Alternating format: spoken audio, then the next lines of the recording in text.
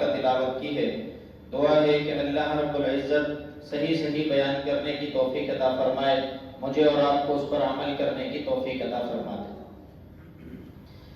اس آیت مبارکہ میں اللہ رب العزت ایمان والوں کو ایک بات کی طرف متوجہ کر رہے ہیں، یاد دہانی کروا رہے ہیں، اور وہ یاد دہانی یہ ہے کہ اس قوم کی ترقی اللہ رب العزت نے اخوت کی بنا پر کی ہے، بھائی چارگی کی بنا پر کی ہے، ایک دوسرے کا دکھ درد اور تکلیف کو سمجھنے کی بنیاد پر کی ہے۔ اگر ہم لوگ ایک دوسرے کا دکھ درد اور تکلیف کو محسوس کرتے ہیں، سمجھتے ہیں، تو پھر ہم اپنے اسی ہی مشن پر گامزن ہیں۔ اگر ہم لوگ ایک دوسرے کے دکھ درد اور تکلیف کو محسوس نہیں کرتے، نہیں سمجھتے، تو پھر ہم لوگوں کو سوچنا چاہیے، یاد رکھنا چاہیے کہ ہم لوگ اپنے اس ذمہ داری سے پیچھے ہٹ رہے ہیں جو ہم نے ادا کی تھی اور اپنی قوم کو پروان چڑھایا تھا۔ اللہ رب العزت فرماتے ہیں، لوگوں اللہ کی رسی کو مضبوطی سے تھام لو، آپس میں تفرقے میں نہ پڑو، آپس میں ٹکڑوں میں تقسیم نہ ہو، بلکہ ایک دوسرے کے ساتھ ربط کو مضبوط کرو۔ پھر فرماتے ہیں وَاذْكُرُوا نِعْمَتَ اللَّهِ عَلَيْكُمْ، یاد کرو اللہ کی اس نعمت کو جو اللہ نے تم پر کی ہے، اِذْ كُنْتُمْ أَعْدَاءً، کہ تم آپس میں دشمن تھے، فَأَلَّفَ بَيْنَ قُلُوبِكُمْ، اللہ نے تمہارے دلوں میں ایک دوسرے کے لیے محبت اور الفت پیدا کر دی، اللہ رب العزت کے فضل سے تم ایک دوسرے کے بھائی بن گئے۔ فَأَصْبَحْتُمْ بِنِعْمَتِهِ إِخْوَانًا وَكُنْتُمْ عَلَى شَفَا حُفْرَةٍ مِّنَ النَّارِ، حالانکہ تم لوگ جہنم کے کنارے پر کھڑے ہوئے تھے، فَأَنْقَذَكُم مِّنْهَا، اللہ نے تمہیں اس سے نجات دے دی۔ یعنی یہ تباہی تھی کہ تم ایک دوسرے کے دشمن تھے۔ یہ اللہ کے نبی کی بعثت سے قبل جو زمانہ تھا اس کی طرف اشارہ ہے کہ نبی علیہ السلام کی جو بعثت ہوئی ہے وہ اس معاشرے میں ہوئی کہ جہاں پر بیٹیوں کو زندہ درگور کیا جاتا تھا، اس معاشرے میں ہوئی کہ جہاں پر سود خوری کا نظام رائج تھا، اس معاشرے کے اندر ہوئی کہ جہاں پر وڈیرا اور سردار ہی سب کچھ سمجھا جاتا تھا، جہاں پر مالک اور آقا اپنے ماتحتوں پر جیسے چاہتا تھا ظلم کرتا تھا، جہاں پر وہ نظام رائج تھا کہ اگر ہماری برادری کی فلاں قبیلے سے لڑائی ہے تو صدیوں چلتی رہے، کسی کو کوئی پرواہ نہیں ہوتی تھی۔ پانی کے قطرے پر لڑائی ہے، نسل والے، اعلیٰ نسل والے، کم نسل والے ایک صف میں کیسے کھڑے ہو گئے، اس کے اوپر لڑائی ہے۔ آج اللہ کے نبی کی بعثت کی وجہ سے یہ ساری چیزیں فنا ہو گئی، بیٹیوں کو زندہ درگور کرنا ختم کر دیا گیا، بیٹیوں کو ایک معیار دیا گیا، بلکہ اللہ رب العزت نے ان بیٹیوں کو وہ مقام دیا ہے۔ نبی علیہ السلام فرماتے ہیں کہ جس نے 2 بیٹیوں کی کفالت کی جنت میں میرے ساتھ ایسے ہوگا، بیٹیوں کو مقام دیا۔ اسی طریقے سے آج کے اس معاشرے کے اندر نبی علیہ السلام کی تعلیمات ہیں۔ نبی علیہ السلام فرماتے ہیں مثل المؤمنین فی توادہم، ایمان والوں کی مثال آپس کے تعلق کی بنیاد پر، محبت کی بنیاد پر، وہ کیا ہے؟ فی توادہم و تراحمہم، ایک دوسرے پر رحم کرنے کے معاملے میں، کمثل الجسد الواحد، ایک جسم کی مانند ہے۔ ایک جسم کیا ہوتا ہے کہ اذا اشتکا لہ عضو من، کہ ایک جسم کے عضو کو اگر تکلیف ہو، میرے ہاتھ میں تکلیف ہے، میرے سر میں درد ہے، میرے پیٹ میں درد ہے، تو اس کی وجہ سے پورا جسم بے قرار ہو جاتا ہے، شدت بڑھ جائے، بخار کی کیفیت بن جاتی ہے۔ یہ ایک دوسرے کا جسم کے اعضاء کا آپس کا تعلق ہے جو ایک دوسرے کو محسوس کرتے ہیں۔ آپ اور میں امت مسلمہ ایک دوسرے کے ساتھ ایسا ہی تعلق رکھتے ہیں، اسی لیے چاہے غزہ کا معاملہ ہو، فلسطین کا معاملہ ہو، کشمیر کا معاملہ ہو، برما میں مسلمانوں پر ظلم ہو، یا دنیا کے کسی بھی کونے کے اندر ظلم ہو، پورے کے پورے امت مسلمہ تڑپ اٹھتی ہے، اپنے دل کے اندر اس درد کو محسوس کرتی ہے۔ یہ ہے اللہ کے نبی کا قرار دیا ہوا ایک جسم کہ سارے کے سارے تم جسم کے مانند ہو، ہم سمجھے نہ سمجھیں لیکن ہمارا تعلق تو موجود ہے۔ اگر ہم اس سے انحراف کریں گے، اپنے آپ کو علیحدہ کریں گے، تو ہم اپنے آپ کو خود نقصان پہنچا دیں گے۔ جسم کے ساتھ جو عضو منسلک ہے وہ وہ زندہ ہے. جسم کے ساتھ جو عضو اپنا تعلق جدا کر لے گا وہ مردہ ہو جاتا ہے. اس کو کوئی اپنے ساتھ نہیں لگا کر رکھتا, اس کو بلکہ مٹی میں دفن کر دیا جاتا ہے. اگر میں اور آپ اپنی اجتماعیت سے علیحدہ ہو جاتے ہیں, اپنے آپ کو جدا کر کر دکھانا چاہتے ہیں, میں اور آپ امت کا درد محسوس نہیں کرتے, پھر ہم زندہ نہیں ہیں بلکہ ہم لوگ اپنے آپ کو خود مردہ کر دیتے ہیں. اسی لیے یہ کشمیر جو ابھی 5 فروری کو منایا گیا, یہ ہمارے ایمانی غیرت کا تقاضا ہے. 70 سال سے وہ لوگ اپنی جد و جہد لڑ رہے ہیں. وہ اپنے لیے 77% جو فیصلہ دیا گیا تھا کہ یہ 77% مسلمان ہیں, مسلمانوں کے ہاتھ میں دیا جائے, لیکن نہیں دیا گیا, قبضہ کیا گیا. ہندوؤں کو پروان چڑھانے کے لیے اس کے اوپر قبضہ دے دیا گیا. آج بھی پوری دنیا کے اندر یہ یہود و نصارہ اپنے اپنے قسم کے لوگوں کو تقویت دے رہے ہوتے ہیں. آپ دیکھ لیں, غزہ فلسطین کے نام پر یہ سارے ایک ہوئے ہیں. پوری دنیا کے اندر امن خراب کرنے کے نام پر یہ سارے متحد ہوئے ہیں, مسلمانوں کو بدنام کرتے ہیں. حالانکہ مسلمان تو پوری دنیا میں امن چاہتے ہیں, مسلمان تو ہر ایک کے ساتھ حسن سلوک کرتے ہیں, مسلمان تو ہر ایک مذہب سے تعلق رکھنے والے کو تحفظ فراہم کرتے ہیں. یہ میرے اور آپ کے نبی کی تعلیمات ہیں. وہ نجران کا وفد سورہ آل عمران ابتدا ہی یہ ہے کہ 70 کی تعداد میں وفد آیا, نبی علیہ السلام سے مکالمہ کیا, بات سمجھ میں نہیں آئی. نبی علیہ السلام نے کہا دیکھو تم پہچان تو رہے ہو, اگر تمہیں یہ بات تسلیم نہیں ہے پھر مباہلہ کرو, میدان عمل میں آؤ. انہوں نے کہا نہیں ہم اس کی طاقت نہیں رکھتے, اس لیے کہ ان کو معلوم تھا پیغمبر برحق محمد رسول اللہ صلی اللہ علیہ وسلم حق پر ہیں, اگر ان کے مقابل ہم لوگ آئے تو اپنے آپ کو نقصان پہنچا لیں گے. وہ پیچھے ہٹ گئے.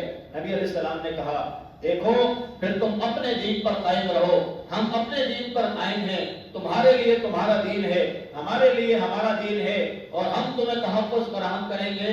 تم ہماری ریاست میں رہتے ہو, ہمیں ٹیکس دو, ہم تمہیں تحفظ فراہم کریں گے. ہمارے ملک کے اندر بھی یہ مثال موجود ہے. جڑامالا کے اندر واقعہ ہوا پچھلے سالوں میں, پوری کی پوری یہ مسلمان بستیاں ان کے لیے اپنے آپ کو بچھا دیا تھا, ان کے گھروں کو بنا کر دیا تھا. یہ ہے امت مسلمہ. امت مسلمہ ہر ایک کو تحفظ فراہم کرنا چاہتی ہے, لیکن یہ امت مسلمہ کو کیوں نقصان پہنچانا چاہتے ہیں؟ اس لیے کہ ان کے پس پشت مشن ہوتے ہیں.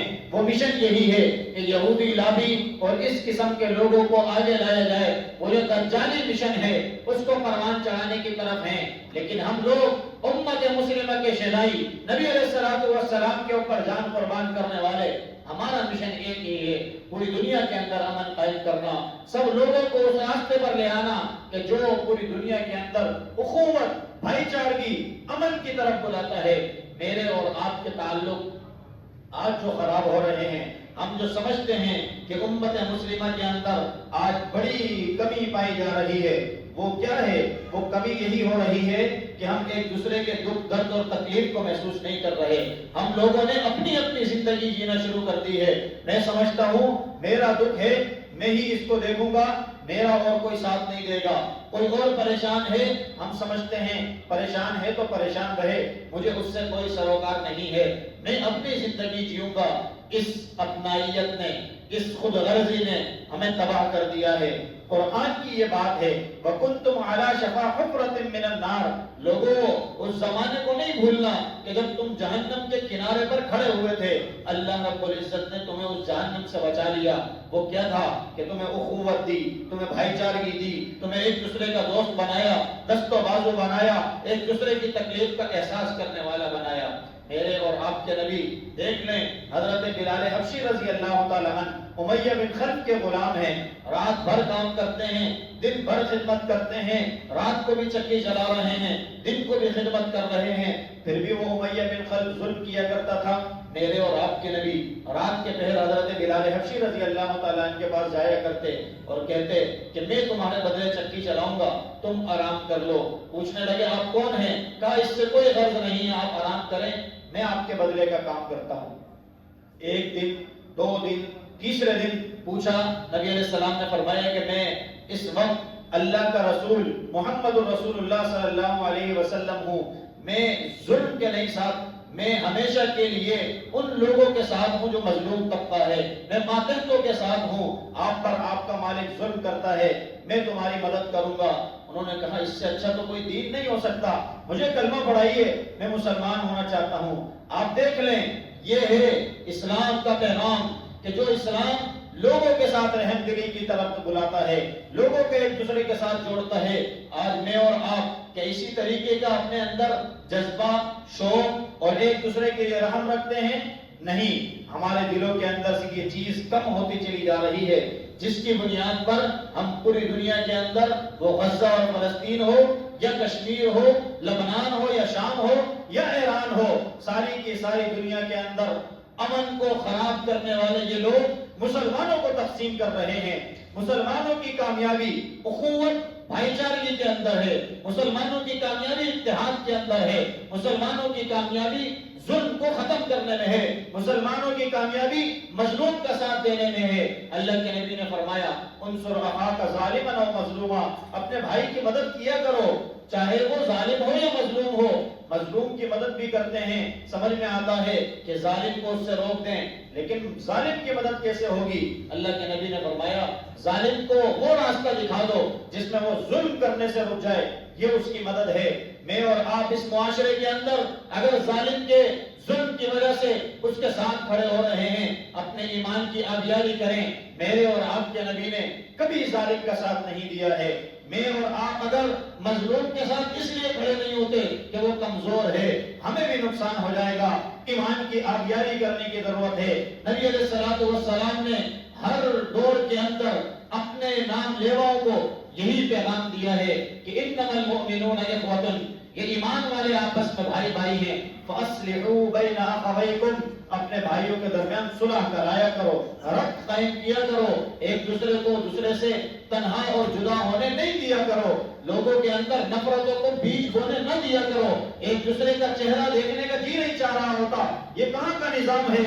مسلمانوں کا یہ نظام نہیں ہے۔ اللہ کے نبی ایک مرتبہ حضرت وحشی بن حرب رضی اللہ تعالی عنہ، جس وقت یہ اسلام نہیں لائے تھے، حضرت امیر حمزہ رضی اللہ تعالی عنہ کو شہید کرنے والے یہی ہیں کہ جنہوں نے نیزہ مارا تھا، نبی علیہ الصلوۃ والسلام کے چچا کو شہید کر دیا تھا۔ لیکن ایک وقت آیا کہ وحشی نے اسلام قبول کر لیا، نبی علیہ الصلوۃ والسلام نے وحشی کے اسلام کو قبول کیا، لیکن اس سے کہا کہ وحشی کیا تم اس بات کی مجھے اجازت دیتے ہو کہ تم میرے سامنے نہیں، میرے پیچھے بیٹھ جایا کرو، میں تمہیں منع تو نہیں کر سکتا، اس لیے کہ اسلام معافی کی طرف بلاتا ہے، درگزر کی طرف بلاتا ہے، لیکن تم میرے سامنے آتے ہو، مجھے میرے چچا جان یاد آ جاتے ہیں، لہذا پیچھے بیٹھ جایا کرو۔ وحشی نے کہا یا رسول اللہ بالکل ٹھیک کہہ رہے ہیں، میں پیچھے بیٹھ جاؤں گا۔ لیکن آپ دیکھیں نبی علیہ السلام کے قریبی چچا حضرت حمزہ رضی اللہ تعالی عنہ کو شہید کرنے والے کو بھی نبی علیہ السلام نے معاف کیا ہے۔ میرے اور آپ کے تو اتنے بڑے مسئلے نہیں ہیں، ہماری چھوٹی چھوٹی باتیں ہوتی ہیں، چھوٹے چھوٹے معاملات ہوتے ہیں، ان کو ختم کرنا سیکھیں، مٹانا سیکھیں، دل کے اندر فراخی پیدا کریں، اپنی مجلسوں میں وسعت پیدا کریں، ایک دوسرے کو گلے لگانا سیکھیں۔ اگر ایک دوسرے کے ساتھ معاملات خراب ہو جائیں تو تیسرے دوست کو کم از کم یہ زحمت ہو کہ وہ ہمارے تعلق کو بہتر کر دے۔ اللہ کے نبی نے ایک مرتبہ صحابہ اکرام سے عرض کیا کہ میں تمہیں اس سے بہتر بات نہ بتاؤں جو نماز، جو روزہ، جو صدقہ کرنے سے زیادہ بہتر ہے؟ تو نبی علیہ السلام والسلام کے صحابہ نے فرمایا بلا یا رسول اللہ، بالکل ہمیں بتائیے۔ نبی علیہ السلام نے فرمایا اصلاح ذات البین، دو بندوں کے درمیان صلح کرا دینا اس سے بڑھ کر اجر رکھتا ہے۔ آج میں اور آپ اس معاشرے کو اگر بنانا چاہتے ہیں، بہتری چاہتے ہیں، تو اپنی اصل کی طرف لوٹیں، اپنی بنیاد کی طرف لوٹیں، اپنی جڑوں کو مضبوط کریں، اور ہماری جڑ یہی ہے کہ کمزور طبقے کی مدد کریں، مظلوموں کے ساتھ کھڑے ہوں، ظالم کو ظلم سے روکیں، اخوت اور بھائی چارگی کو پروان چڑھا دیں۔ ہماری امت اپنے قدموں کو مضبوط کر لے گی۔ پوری دنیا کے اندر اسلام کا پرچم تو لہرانا ہے، لیکن میرے اور آپ کا کردار ساتھ ہو جائے گا۔ اللہ رب العزت کے یہاں میں اور آپ سرخرو ہو جائیں گے۔ اگر ہم لوگ ظالموں کے ساتھ کھڑے رہے اور امت کے اندر فساد اور فتنے کو برداشت کرتے رہے تو کل قیامت کے دن اللہ رب العزت کے جو سامنے کھڑے ہو کر جواب دہی ہے، اس سے میں اور آپ کیسے نمٹ پائیں گے، کیسے اس معاملے کو عبور کریں گے؟ نبی علیہ الصلوۃ والسلام کے سامنے جامع کوثر پر کس منہ کے ساتھ جائیں گے؟